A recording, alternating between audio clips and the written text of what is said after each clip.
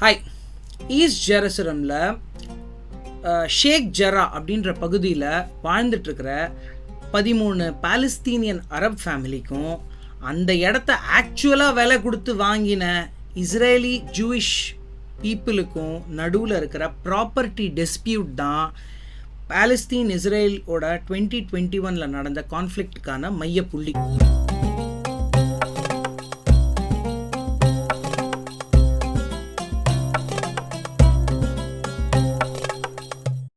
இந்த கதையை புரிஞ்சுக்கணும்னா நம்ம 4 டைம் லைனில் ட்ராவல் பண்ணணும். ஸோ ஃபஸ்ட்டு 1874 பார்ப்போம். 1874 வந்துட்டு இந்த ஏரியாவை ஆட்டோமன் எம்பையர் ரூல் பண்ணிட்டு இருக்கும்போது நிறைய ஜூஸ் வந்து செட்டில் ஆக ஆரம்பிக்கிறாங்க.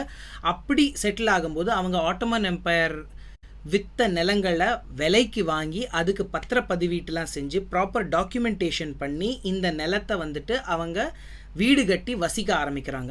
இதுக்கப்புறம் 1947 நம்ம பார்க்கணும். 1947 என்ன நடக்கிறதுனா, யுனைடெட் நேஷன்ஸ் வந்துட்டு ஒரு பகுதியை வந்துட்டு ஜூஸுக்கான நாடாகவும், வெஸ்ட் பேங்க் மற்றும் காசா பகுதியை வந்துட்டு பாலஸ்தீனியன் அரபுக்கு நாடாகவும், ஜெருசலம் அப்படின்ற பகுதியை இன்டர்நேஷ்னல் சிட்டியாகவும் அவங்க வந்துட்டு டிக்ளேர் பண்ணுறாங்க. இந்த மேண்டேட்டை இஸ்ரேல் வந்துட்டு மனப்பூர்வமாக ஓப்பன் ஹார்ட்டாக ஒத்துக்கிறாங்க. பட் இதை அரப் நாடுகள் வந்துட்டு நிராகரிக்கிறாங்க. மேலும் இஸ்ரேல் மேலே ஒரு போரை தொடுக்கிறாங்க. வெஸ்ட் பேங்க் வந்துட்டு ஜார்டன் கண்ட்ரோலில் போயிடுறது, காசா வந்துட்டு ஈஜிப்ட் கண்ட்ரோலில் வந்துருச்சு. ஸோ இப்போ கண்ட்ரோல் எடுத்திருக்கிற ஜார்டன் அண்ட் ஈஜிப்ட் வந்துட்டு இருக்கிற ஜூஸ் வெஸ்ட் பேங்க்லேயும் காசாலையும் இருக்கிற ஜூஸை துரத்தி அடிக்கிறாங்க. அவங்களாம் வந்துட்டு இஸ்ரேல் பக்கம் ஓடி வராங்க. அப்படி ஓடி வரதுல இந்த வெஸ்ட் பேங்க்ல ஜெருசலம்ல இருக்கிற ஷேக் ஜர்ரான்ற பகுதியில் இருக்கிற இந்த ஜூஸும் ஒரு குரூப், அவங்களும் வந்துட்டு இஸ்ரேல் பக்கம் ஓடி வராங்க. அதே மாதிரி இஸ்ரேலில் வாழ்ந்துட்டு இருக்கிற பாலஸ்தீனியன் அரப்ஸ்லாம் வந்துட்டு வெஸ்ட் பேங்க் பக்கமும் காசா பக்கமும் அவங்க வந்துட்டு ரெஃப்யூஜியாக போடுறாங்க. ஸோ இதில் வெஸ்ட் பேங்க்ல வந்த பாலஸ்தீனியன் அரப் ஃபேமிலிஸை யார் இப்போ ரெஃப்யூஜியாக வந்திருக்காங்களோ அவங்கள எல்லாரையுமே ஜார்டேனியன் அத்தாரிட்டியும் யுனைடெட் நேஷன்ஸோட ரிலீஃப் ஒர்க்ஸ் ஏஜென்சி UNRWA இவங்க 2 பேரும் சேர்ந்து இந்த ரெஃப்யூஜிஸை ரீசெட்டில் பண்ண ஆரம்பிக்கிறாங்க. எப்படி ரீசெட்டில் பண்ணுறாங்கன்னா, ஜூஸ்லாம் விட்டுட்டு போன இடங்கள் இருக்குல்ல, அந்த இடத்த வந்துட்டு ஜார்டன் வந்துட்டு எனிமி ப்ராப்பர்ட்டி ஆக்ட் அப்படின்னு ஒரு ஆக்டை ஃபார்ம் பண்ணி அந்த ஆக்டுக்கு அண்டரில் இந்த ஏரியாவெல்லாம் ஜார்டனியன் கவர்மெண்ட் தான் கண்ட்ரோலில் கொண்டு வந்தது. So the land will be owned by the Jordanian government under the Enemy Property Act. Now இந்த இடத்த வந்துட்டு பாலஸ்தீனியன் ரெஃப்யூஜிஸ்க்கு அவங்க வந்துட்டு ஃபேமிலிஸ்க்கு லீஸுக்கு கொடுக்குறாங்க ஆஸ் பார்ட் ஆஃப் ரீசெட்டில்மெண்ட். அவங்க இங்கே வசிக்கலாம் ஆஸ் பார்ட் ஆஃப் ரீசெட்டில்மெண்ட். ஆனால் அவங்க வந்துட்டு இந்த இடத்த வந்துட்டு ஓன் பண்ண முடியாது, அவங்க லீஸில் தான் இருக்கணும். அதுக்கு உண்டான டாக்குமெண்டேஷன் வந்துட்டு ஜார்டனியன் அத்தாரிட்டி ப்ரொவைட் பண்ணும். அது போக அவங்க தன்னோட refugee they will know longer B refugees. ஏன்னா அவங்க ரெஃப்யூஜி கிடையாது, அவங்களுக்கு இடம் கிடைச்சாச்சு, அவங்க வாழ ஆரம்பிச்சிட்டாங்க. ஸோ அவங்களோட ரெஃப்யூஜின்ற ஸ்டேட்டஸை அவங்க வந்துட்டு ஜார்டனியன் கண்ட்ரோல் அத்தாரிட்டி வந்துட்டு அவங்க எடுத்துட்டுருவாங்க. ஸோ இந்த கான்ட்ராக்ட் ஒன்று ஃபார்ம் பண்ணுறாங்க ஜார்டனியன் அத்தாரிட்டியும் UNRWவும். அண்ட் இதுக்கு ஏற்ற மாதிரி அவங்க வந்துட்டு வெஸ்ட் பேங்க்கில் வெளியிலேருந்து வந்த இஸ்ரேல்லேருந்து ஓடி வந்த பாலஸ்தீனியன் ரெஃப்யூஜிஸை அவங்க செட்டில் பண்ண ஆரம்பிக்கிறாங்க. இந்த செட்டில் பண்ணுற ஏரியாவில் ஷேக் ஜர்ரா, ஈஸ்ட் ஜெருசலமில் இருக்கிற ஷேக் ஜர்ரான்ற ஏரியாவும் வருது. இந்த மாதிரி ரீசெட்டில் பண்ண ஃபேமிலிஸில் நிறைய பேருக்கு ஜார்டனியன் அத்தாரிட்டி வந்துட்டு டாக்குமெண்டேஷனை கொடுக்க மறந்துடுறாங்க, மிஸ் பண்ணிடுறாங்க ஃபார் சம் ரீசன்ஸ். மிஸ் பண்ண ஜார்டன் அத்தாரிட்டியாக இருந்தாலும் அதை திருப்பி வந்துட்டு இந்த ரீசெட்டில் ஆன ஃபேமிலிஸும் எதுவுமே கேட்டுக்கல, கண்டுக்கவும் இல்லை. அவங்க அப்படியே அவங்க வாழ ஆரம்பிச்சிடுறாங்க. ஸோ இவங்க கையில் வந்துட்டு எந்த ஒரு டாக்குமெண்டேஷனும் இல்லை, எந்த ஒரு ஆதாரமும் இல்லை, இது ஜார்டனியன் அத்தாரிட்டி எனக்கு வந்துட்டு இதை செட்டில் பண்ணியிருக்குதுன்னு. ஸோ அவங்களும் இருக்க ஆரம்பிச்சிடுறாங்க. அப்படி விட்டு போன ஃபேமிலிஸில் ஷேக் ஜர்ரா அப்படின்ற பகுதியில் வாழற இந்த 13 ஃபேமிலியும் சேரும்.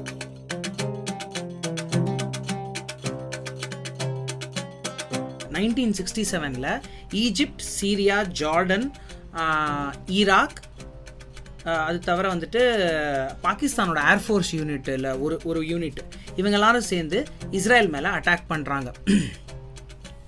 நம்மளை மட்டும் காப்பாற்றினா பத்தாது, இவனுங்களுக்கெல்லாம் இனிமேல் பதிலடி கொடுத்தா தான் இவங்களை அடுத்த தடவை இந்த மாதிரி செய்யறதுக்கு யோசிப்பாங்கன்னு சொல்லிட்டு இஸ்ரேல் ஒரு சூப்பர் மிலிட்ரி ஆக்ஷன் பிளான் பண்ணுறது. 6 நாள் நடந்த யுத்தத்தில் வெஸ்ட் பேங்கை விட்டுட்டு ஜார்டன் ஓடுது, காசா விட்டுட்டு ஈஜிப்ட் ஓடுது, கோலன் ஹைட்ஸை விட்டுட்டு சீரியா ஓடுது. ஸோ இந்த ஏரியாவெல்லாம் இஸ்ரேல் தன்னோட கண்ட்ரோலில் கொண்டு வருது.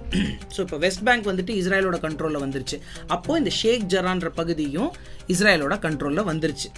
இந்த அரப் நாடுகள்லாம் யுனைடெட் நேஷன்ஸ் கிட்ட போய் அழறாங்க, ஏன்னா வந்துட்டு போரை வந்துட்டு சீஸ்ஃபயர் பண்ணுங்க. யுஎன் அதுக்கப்புறம் சீஸ்ஃபயர் டிக்ளேர் பண்ணுறது. இந்த 6 நாள் யுத்தத்தில் வந்துட்டு இஸ்ரேல் வந்துட்டு பயங்கரமான ஒரு விக்டரியை இந்த உலகத்துக்கே காட்டுது இஸ்ரேல் யாருன்னு சொல்லிட்டு. இப்போது இந்த ஷேக் ஜரான்ற பகுதி இஸ்ரேலி கண்ட்ரோலில் வந்ததுக்கப்புறம் ஜார்டன் வந்துட்டு துரத்தி அடிக்கும்போது ஜூயிஷ் ஓனர்ஸ்லாம் வந்துட்டு தான் இடத்த விட்டு வெளியேறி இஸ்ரேல் மெயின்லேண்டில் போய் செட்டில் ஆனாங்களா, அவங்க வந்துட்டு திருப்பி வந்துட்டு தான் வாழ்ந்திருந்த நிலத்தை திருப்பி கேட்க அங்கே ஆல்ரெடி இருக்கிற பாலஸ்தீனியன் அரப் ஃபேமிலி வந்துட்டு இந்த இடத்த விட்டு நான் வெளியேற முடியாதுன்னு சொல்ல ஜெருசலம் கோர்ட்டில் கேஸ் வருது, ப்ராப்பர்ட்டி டிஸ்பியூட்டாக. ஒரு பக்கம் வந்துட்டு இந்த இடத்த விலைக்கு வாங்கி அந்த நிலத்தோட பத்திரம் வச்சுட்டு இருக்கிற ஜூயிஷ் ஓனர்ஸ், இவங்க வந்துட்டு 1947 வரைக்கும் அங்கே வாழ்ந்துட்டுருக்காங்களோ, அகெயின்ஸ்ட் யாருன்னா பாலஸ்தீனியன் அரப் ஃபேமிலிஸ், ஒரு 13 அரப் ஃபேமிலி. இவங்க கிட்ட வந்துட்டு நிலத்துக்குண்டான லீஸ் டாக்குமெண்ட் கூட இல்லையோ, எந்த ஒரு பத்திரமுமே இல்லையோ, அவங்களுக்கும் இவங்களுக்கும் நடுவில் கேஸ் வருது.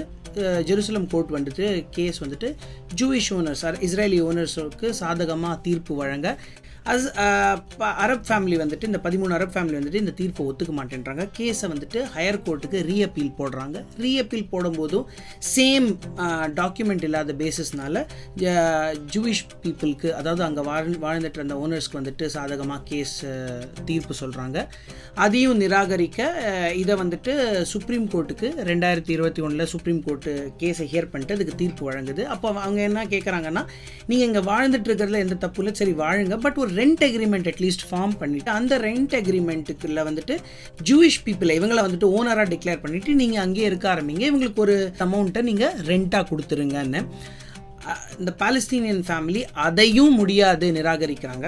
இப்படி எல்லாத்துக்குமே நீங்கள் நிராகரிக்கிறீங்கன்னா வீடு வந்துட்டு உங்களுக்கு சொந்தமே கிடையாது. ஸோ அந்த வீட்டை விட்டு வெளியேறதை தவிர வேறு எந்த வழியுமே கிடையாதுன்னு சொல்லிட்டு 6 மே 2021 இந்த தீர்ப்பை தான் வழங்குறதா இருந்தாங்க. இதை வந்துட்டு முன்கூட்டியாகவே புரிஞ்சுட்ட ப்ரொட்டஸ்டர்ஸ் எல்லாமே ரோடுக்கு இறங்குறாங்க. ரோடுக்கு இறங்கிட்டு அவங்க வந்துட்டு ப்ரொட்டஸ்ட் பண்ண ஆரம்பிக்கிறாங்க. இந்த டென்ஷன் ஜாஸ்தியாக இருந்தால இஸ்ரேலி சுப்ரீம் கோர்ட் வந்துட்டு இந்த தீர்ப்பை வந்துட்டு 30 நாளுக்கு ஒத்தி வைக்குது.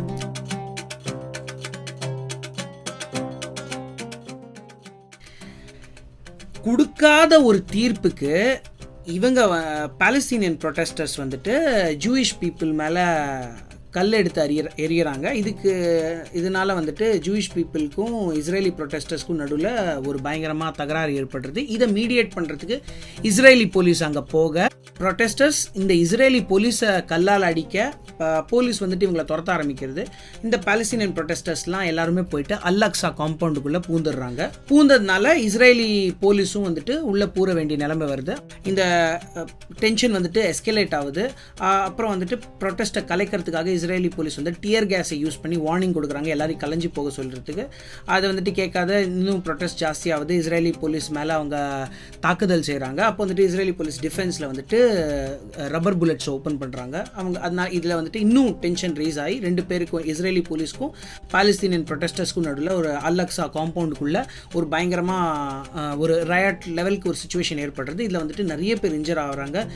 டென்ஷன் இப்படி போயிட்டு இருக்கும்போது சம்பந்தமே இல்லாமல் இன்னொரு பக்கத்தில் காசாவில் இருக்கிற மிலிட்டன்ட் குரூப்பான ஹமஸ் வந்துட்டு இஸ்ரேலுக்கு வார்ன் பண்ணிவிட்டு மீடியம் ரேஞ்ச் ராக்கெட்ஸை வந்துட்டு ஃபயர் பண்ணுறாங்க இஸ்ரேலி சிட்டிஸ் மேலே. ஸோ இஸ்ரேல் வந்துட்டு தன்னை காப்பாற்றிக்கிறதுக்கு அவங்கக்கிட்ட ஆல்ரெடி ஒரு அயன் டோம் அப்படின்ற ஒரு டெக்னாலஜி இருக்குது.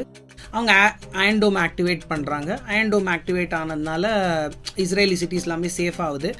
இதை தொடர்ந்து காசாவில் போயிட்டு இஸ்ரேலி டிஃபென்ஸ் ஃபோர்ஸஸ் வந்துட்டு மிசைலோட லொக்கேஷன்ஸ் எங்கெங்கேருந்து வருதோ அந்த இடத்த எல்லாத்தையும் தேடி கண்டுபிடிச்சி அங்கே எல்லாமே பயங்கரமாக அவங்க வந்துட்டு சின்ன பின்னம் ஆகுறாங்க. அண்ட் இது வந்துட்டு 21 மே வரைக்கும் இது நடக்குது. அதுக்கப்புறம் வந்துட்டு ஈஜிப்ட், ஃப்ரான்ஸ், ஜார்டன் இவங்கெல்லாம் வந்துட்டு யூஎன் கிட்ட போய் திருப்பி வழக்கம் போல் கதற அவங்க வந்துட்டு சீஸ்ஃபயர் டிக்ளேர் பண்ணுறாங்க. ஸோ சீஸ்ஃபயர் ஆயிடுச்சு. சரி, பிரச்சனையோட மையப்புள்ளி இருக்குது அந்த ப்ராப்பர்ட்டி டிஸ்பியூட். அது தீர்ந்துதானா? அது இன்னும் தீரல. அது இன்னும் அப்படியே தான் இருக்குது. இனிமேல் தான் வந்துட்டு மேபி ஜூனில் அந்த திருப்பி கேஸ் வந்துட்டு ரீஅப்பீலுக்கு வரும். அப்போ வந்துட்டு கொடுக்க வேண்டிய தீர்ப்பை வந்துட்டு இஸ்ரேல் சுப்ரீம் கோர்ட் கொடுக்க தான் போகுது. பிரச்சனை பண்ண வேண்டியது இந்த அரப் ஃபேமிலிஸ் யார்கிட்டனா இஸ்ரேல் கிட்ட இல்லை. இவங்களுக்கு ப்ராப்பர்ட்டி டாக்குமெண்ட்டை கொடுக்காம விட்டாங்களே, மிஸ் பண்ணாங்களே, அந்த ஜார்டன் கிட்ட. பிரச்சனை அங்கே தான் இருக்குது. அந்த ஜார்டன் வந்துட்டு எப்போ வெஸ்ட் பேங்கை கேப்சர் பண்ணிட்டு இருந்துச்சோ அப்போ ஏன் ப்ராப்பராக ப்ராப்பர்ட்டி டாக்குமெண்ட்ஸ்லாம் இவங்களுக்கு வந்து லீஸ் டாக்குமெண்ட்ஸ் கொடுக்கலன்றது இவங்க பிரச்சனை பண்ண வேண்டியது அங்கே.